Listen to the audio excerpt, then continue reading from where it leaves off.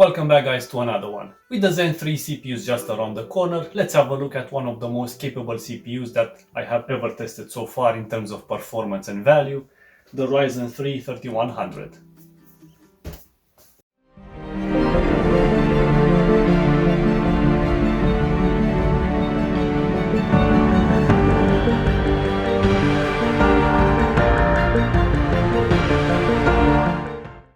As you know, I just finished rebuilding and upgrading my main computer, the centerpiece of my channel, the Ryzen Judge, in the Dan A4 SFX case. I decided to try the new Ryzen 3 series CPUs just because they have so much potential on the chip.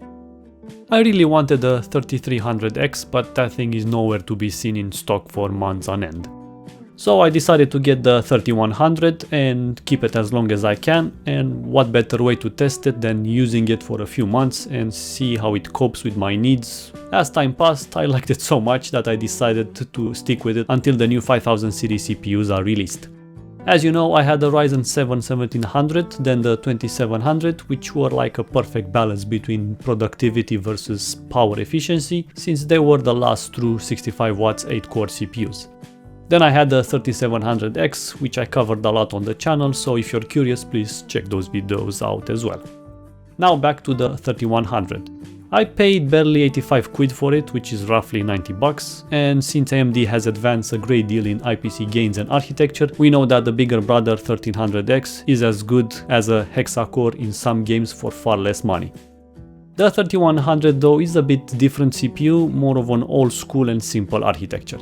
But now let's see how it performs in my tests.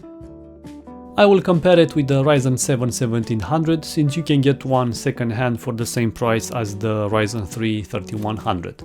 Unfortunately, I have sold the 3700X because I needed to finance these upgrades. If not, I would have included its results here as well, but we all know that one will take the lead no matter what. Let's start with R20, which focuses more on the multi-threaded capability, and being a synthetic test, the 1700 takes the lead here with over 1000 points, even if we overclock the 3100 to 4.4 GHz. Temperature-wise, the 3100 isn't a hot CPU due to its older design, but when overclocked to 4.4 GHz for 1.25 volts, it will generate some heat. Alas, is nowhere near as hot as a 3700X for example, and as you can see, it's really easy to cool it even in the Dan A4 SFX. Assassin's Creed Odyssey is a pretty demanding game on the CPU and the GPU. The 3100, being a quad-core, will struggle from time to time with this game, but still it will outperform the 1700 stock versus stock. In an OC scenario, the 3100, the frame drops are further reduced depending on the map area and action, but overall it's a pleasant surprise versus the first gen Ryzen 7 CPU.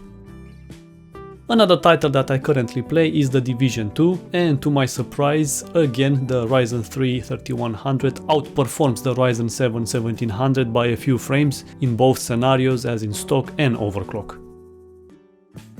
Lastly, Metro Exodus is one of the most demanding games out there, but mostly on the GPU side if you want all of those fancy RTX effects. Here on Ultra, which is the third of the maximum quality presets available, we get the following results. Still, the Ryzen 3 3100 beats the 1700 regarding minimum and average frame rates.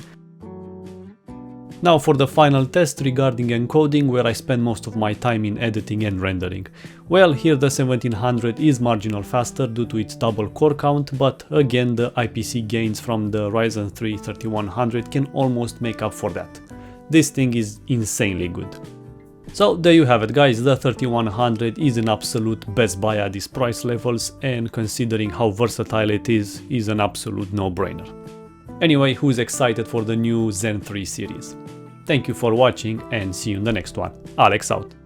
That I have ever tested. The cats are on a rampage.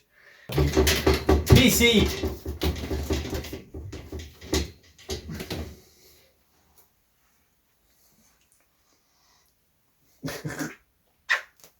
Potolește-te, mă.